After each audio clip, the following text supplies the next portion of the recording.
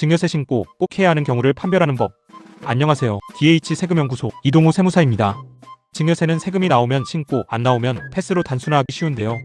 실제 상담 현장에서는 신고 자체가 리스크 관리인 경우가 많습니다. 특히 부모 자녀 간 현금이체, 부동산 주식 이전처럼 금액이 커지거나 기록이 남는 거래는 나중에 자금 출처나 취득가액 문제로 다시 등장합니다. 오늘은 증여세 신고를 꼭 해야 하는 경우를 빠르게 판별하고 신고를 전략적으로 활용하는 방법 3가지를 정리해보겠습니다. 1. 먼저 신고 대상인지 1차 판별부터. 증여세 신고의 출발점은 과세표준이 생기느냐입니다. 기본 구조는 증여가액 공제증여 재산공제 등 과세표준이고 과세표준의 세율을 적용해 세액이 계산됩니다.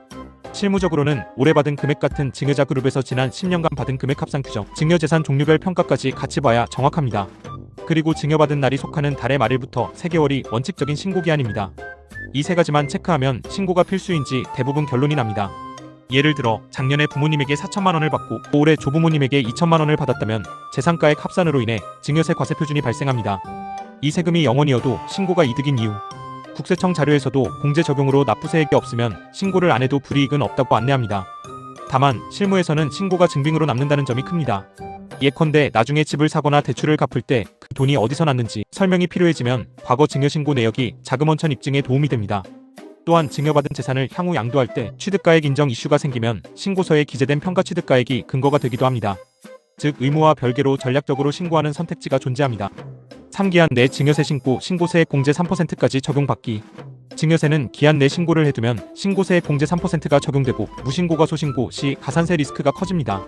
신고 운영의 핵심은 증여일 또는 이전일 확정 평가자료 부동산 주식 등 정리, 10년 합산 및 공제 적용 검증 홈택스 신고서류 보관입니다.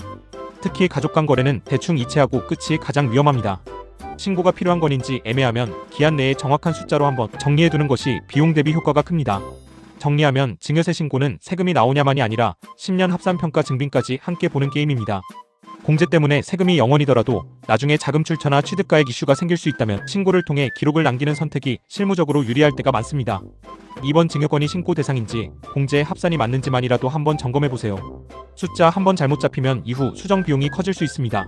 지금까지 DH 세금연구소 이동우 세무사였습니다. 감사합니다.